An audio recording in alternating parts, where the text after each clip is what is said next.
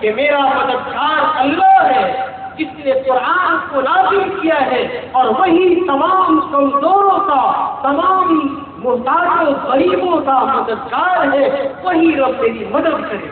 سنو، میں نے جب سے یہ بات سنی ہے کہ جھوٹ سب سے بڑا گناہ ہے اور جھوٹ سب سے پہلے اسے ہلاک کرتا ہے جو جھوٹ بولتا ہے، تب سے میں نے اپنے نانا سے یہ بات سنی، اس وقت سے کبھی میں نے جھوٹ نہیں کہا۔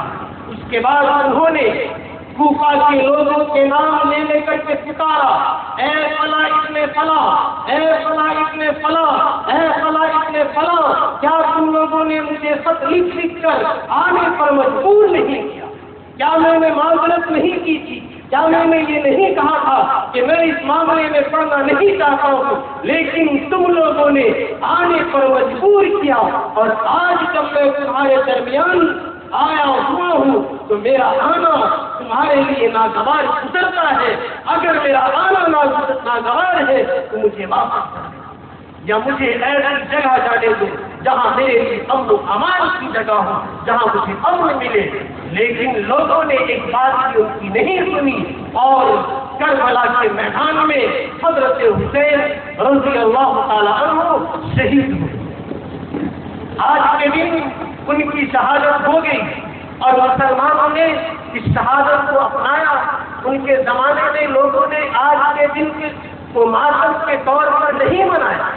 آج ہندوستان کے اندر، پاکستان کے اندر، یا یہ کہیں کہ ایشیائی ممالک کے اندر حضرت حسین کی شہادت پر ماتم منایا جاتا ہے، اور ماتم منانے کا انداز بھی عجیب و غریب، سمجھ میں نہیں آتا ہے کہ یہ خوشی ہے یا غمی ہے۔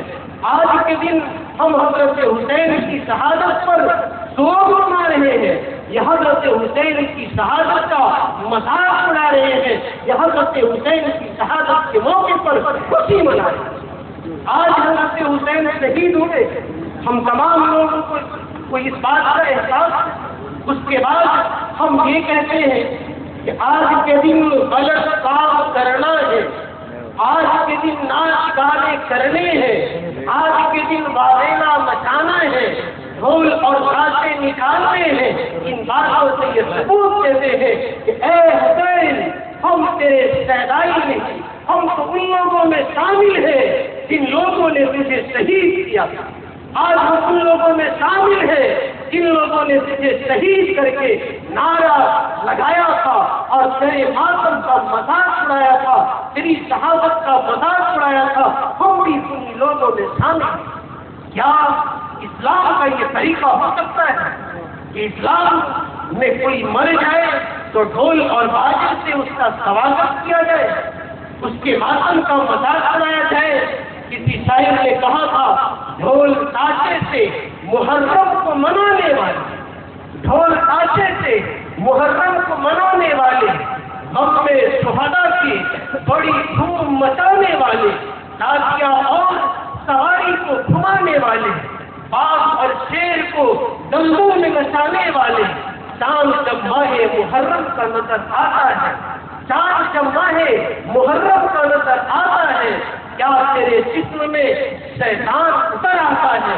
غم جنہیں ہوتا ہے وہ ڈھول بجاتے ہیں کہیں، غم جنہیں ہوتا ہے وہ ڈھول بجاتے ہیں کہیں، دوسروں کی طرح تہوار مناتے ہیں کہیں، وہ خرافات کا بازار لگاتے ہیں کہیں، ڈھول تاشے سے بھی مہیت اٹھاتے ہیں کہیں۔ کیا شریعت میں تمہاری اسے غم کہتے ہیں؟ کیا شریعت میں تمہاری اسے غم کہتے ہیں؟ غم یہی ہے تو خوشی اور کسے کہتے ہیں؟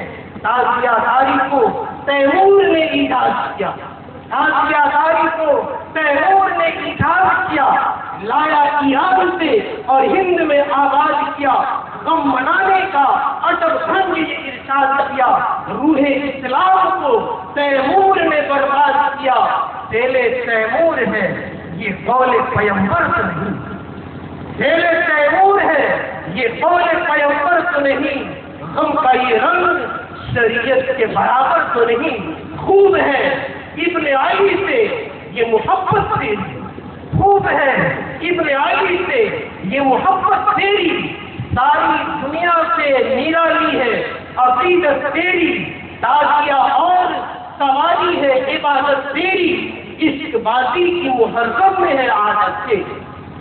غم تجھے ہے تو بھلا اتنا ہی کر کے بدلا، غم تجھے ہے تو بھلا اتنا ہی کر کے بدلا، ڈھول تازے سے ذرا باپ کی میت کو۔ تمہارے گھر میں اگر تمہارے باپ مر جائے، تمہاری ماں مر جائے، تمہارے رشتے دار مر جائے، تمہارے جیسے اقارب مر جائے، اور ان کے جنازے کو لے کر کے چلو اور پیچھے پیچھے ناچنے والیوں کو اور ڈھول اور تازے کو بھی لے کر کے نکلو، تب معلوم ہوگا کہ تمہیں حضرت حسین کی شہادت کے موقع پر یہ کرنا چاہیے۔ اگر باپ کی میت پر ڈھول نہیں بجاتے ہو تو حضرت حسین کی میت پر ڈھول کیوں بجاتے ہو؟ باپ کی میت پر ناچنے والے اور کھیلنے والے اور بیچنے والے کو نہیں بلاتے ہو تو آج کے دن میں حضرت حسین کی شہادت کے موقع پر یہ فراغات کیوں کرتے ہو؟ کیا یہی ہم کا طریقہ ہے؟ کیا یہی طریقہ ہے جس سے ہم اپنے غم کا ثبوت دیں؟ کیا ایسے ہی غم کو پیش کیا جاتا ہے؟ دوستوں اور بزرگوں، یاد رکھیے، اگر ہم نے غلط طریقے سے اس دن کو منایا اور لوگوں کے منع کرنے کے باوجود ہم نے غلط کام کو نہیں چھوڑا، تو پھر اللہ کے نبی نے جو یہ بات کہی کہ حضرت حسین جنت کے نوجوانوں کے سردار ہو، تو کن نوجوانوں کے سردار ہو؟ کیا آج کے دن ناچنے والوں کے سردار ہوں گے؟ کیا آج کے دن شراب پی کر کے ڈھول بجانے والوں کے سردار ہوں گے؟ وہ ان کے سردار نہیں ہوں گے، وہ تو سردار ان کے ہوں گے جو صحیح طریقے پر زندگی گزار رہا ہوگا، اسلام کو اپنایا ہوا ہوگا اور اسلام کے مطابق زندگی گزار رہا ہوگا، اور جو کام حضرت حسین نے کیا اس کام کی عظمت اس کے دلوں میں ہوگی، اس کے وہ سردار ہوں گے، باقی لوگوں کے سردار نہیں ہوں گے۔ اللہ تبارک و تعالیٰ ہمیں ان کے تمام خرافات سے بچا لے۔ وما توفیقی الا باللہ۔ حضرت مولانا رضوان دانش ندوی صاحب دعوت برکاتہ آپ کو اپنی شعرا سامانیوں سے نواز رہے تھے، ہم ان کے بڑے شکر گزار ہیں۔ اللہ رب العزت ان کی باتوں پر ہم سب کو عمل کی توفیق عطا فرما دے۔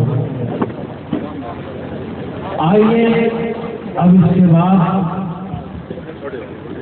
میں پھر کسی خطیب آواز اور آپ جو محسوس کر رہے ہیں اس سرد رات ہے اور اس سرد رات میں گرمی پیدا کرنے کے لیے اس مجلس میں گرمی آ جائے، اس کے لیے شاعر کی ضرورت ہے، نعت ہو کہ اس وقت کو سجانے میں اور سنوارنے میں جن لوگوں نے بڑی قربانی کی ہے ان حضرات کا شکریہ ادا کر دوں۔